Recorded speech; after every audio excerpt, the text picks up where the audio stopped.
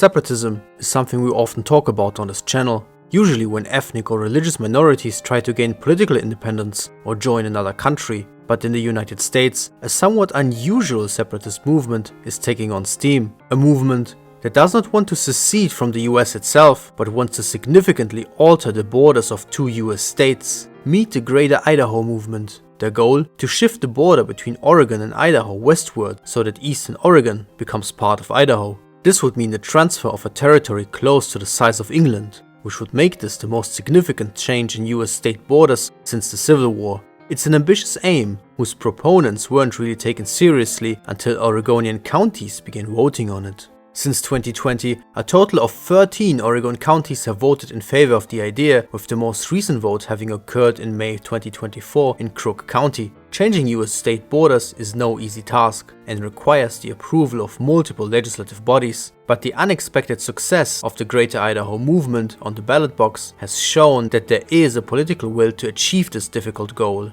Yet there are concerns that a successful change of the Idaho-Oregon border could increase political polarization across the entire US and may even represent the first step towards a new kind of segregation based on political ideology. But why do some Eastern Oregonians want to secede from their state and join Idaho? How could the movement achieve their goal? And if they do, what impact would it have on the political stability of the US? Let's see what the US media has to say about this. Hey, listen to me. The Republicans are evil and must be stopped.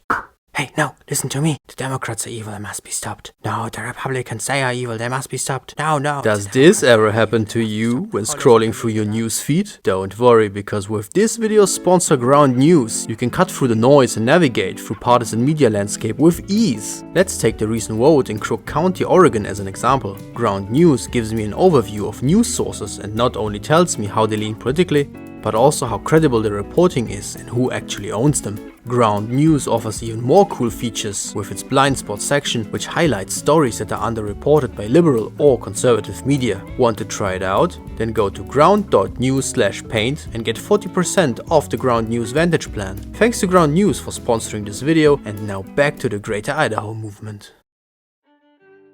Geopolitics is a term we often use synonymously with international politics or international relations, but originally it had a somewhat different meaning. The study of the impact of geography on human political structures. To understand why the Greater Idaho movement emerged, we need to understand exactly that, how geography has shaped the politics of the northwestern United States and especially Oregon. One of the most prominent geographic features of this region is the Cascade Mountain Range. In Oregon, these mountains divide the state in two. The western part borders the Pacific Ocean, is a lot wetter, and much is covered in forests. But it also features some of the best farmland in the region, which attracted many settlers during its history. Today, more than 90% of the state's 4.3 million inhabitants live here, concentrated in the urban centers in the northwest. Larger cities like Portland and Eugene have been dominated politically by the Democrats since the late 1980s and have become known nationwide as strongholds of liberal and progressive politics. But if we move across the Cascade Mountains, we arrive in eastern Oregon, which is quite a different place. Geographically, this area is dominated by the Columbia Plateau, which is much drier and overall less suited for large urban centers. This is also reflected in the size of this region's population. Remember when I said that eastern Oregon is about the size of England? Well, while England has 56 million people, eastern Oregon only has about 300,000, which means that despite making up around 60% of the state's landmass, eastern Oregon contains less than 10% of the state's population, and they are mostly rural conservatives, voting Republican. But due to their tiny population, the political influence of eastern Oregonians is fairly limited. Even when combined with conservatives living in western Oregon, it's been rare that they were able to threaten Democrat dominance in the last 30 years. This is also reflected in US presidential elections. Since 1988, Oregon has always voted for the Democrat candidate, which is in stark contrast to neighboring Idaho, a largely rural and conservative state, which has voted for the Republican candidate since 1968.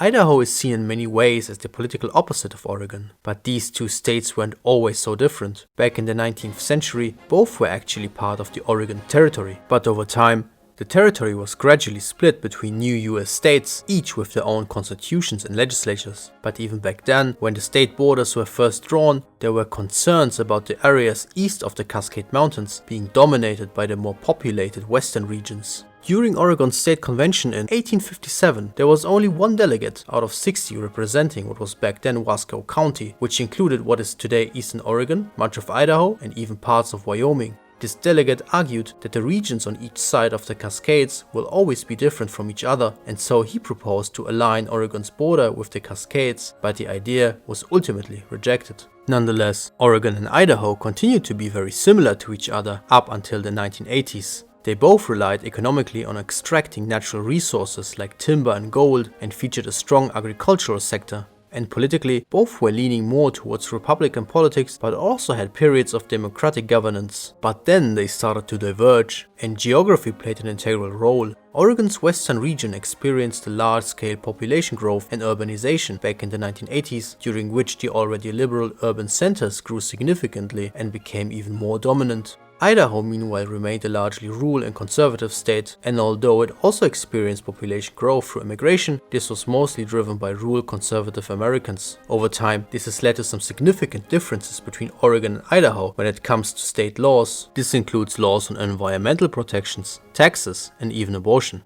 These differences, coupled with the dominance of the liberal urban centers in Oregon, made some Eastern Oregonians think that being part of Idaho would actually be a better fit for rural and mostly conservative Eastern Oregon. And so, in 2020, a group called Citizens for Greater Idaho Move Oregon's Border formed, advocating for this exact cause. Initially, their goal was for Greater Idaho to encompass not only Eastern Oregon, but also conservative areas of southwestern Oregon and eventually parts of rural Northern California. They started collecting signatures, organizing meetings, and setting up social media campaigns in a quest to convince as many citizens as they could to support putting the idea on the ballot box. And it actually started to work. In 2020, the first 4 Oregon counties had their citizens vote on the issue.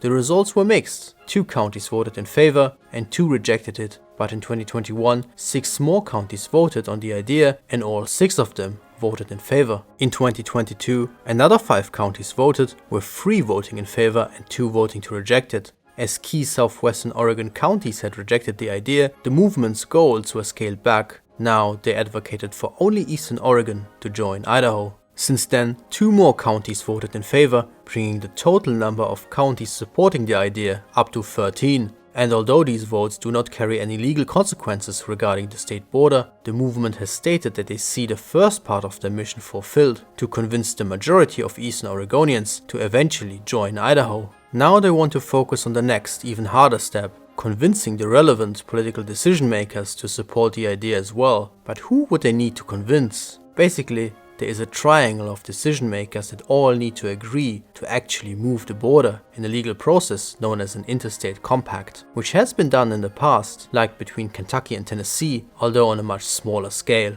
Within this legal process, we first have the legislatures of the affected states. In Idaho, the movement already achieved some success after a measure passed calling for formal talks between Idaho and Oregon on this issue. This is, however, only a non-binding measure, so more would need to happen to get the state firmly on board, and it's not clear if Idaho as a whole is really willing to go through with this. Polls have shown that although about 50% of Idaho citizens would be in favor, around 35% would actually be opposed. One of the reasons for the skepticism is that currently Eastern Oregon is a net negative for Oregon economically, and some are concerned that this could be the case for Idaho as well. The Greater Idaho movement argues that this would not be the case for Idaho, as the state has much more lax laws regarding the extraction of natural resources, which would allow the region to become economically profitable. Despite these troubles, the chances for the movement's success in Idaho are overall quite good. Things seem more difficult when it comes to the Oregon state legislature. Losing 60% of your state's territory isn't the most appealing idea, as you can imagine, which is why, unsurprisingly, they have mostly ignored the movement. The big question is, could that change?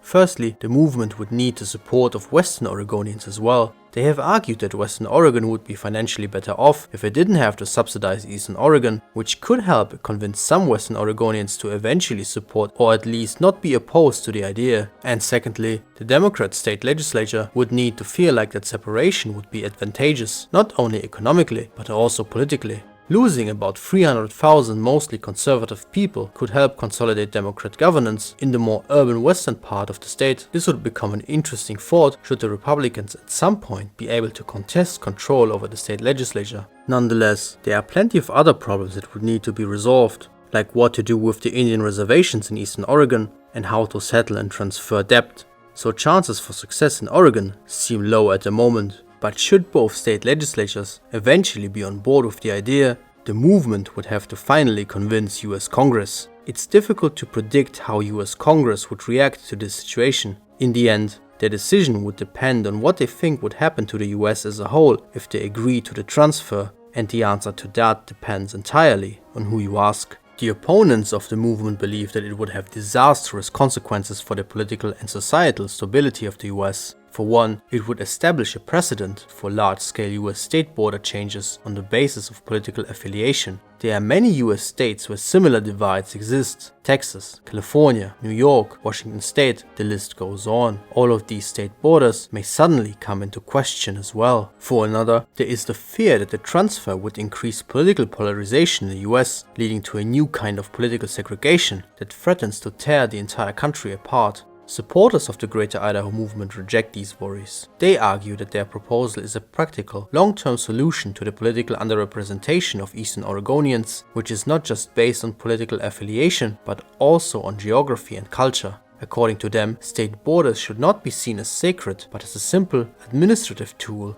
and when this tool stops working, it needs to be adjusted. They view it as a big mistake that in the 19th century the Oregon border was not aligned with the Cascade Mountains, and now their proposal is supposed to rectify this mistake and even decrease political polarization. It would allow both Western and Eastern Oregonian citizens to live under laws and values that they predominantly agree with, thereby removing much of the political confrontation. And if this model was successful, it could be replicated elsewhere in the US as well. Whether or not we'll find out which side is right depends entirely on how resilient the Greater Idaho movement will turn out to be. At this point, it's only a few years old, and although it achieved some impressive successes, it's unclear if support for the idea will last. The results of the county votes in Eastern Oregon show that their movement often won by just a few percentage points, meaning that close to half of citizens in many counties still have mixed feelings towards their goal. And if we take a look at many international separatist movements, you'll quickly realize that these are driven by powerful motivators: nationalism, religious affiliation, or tribal kinship.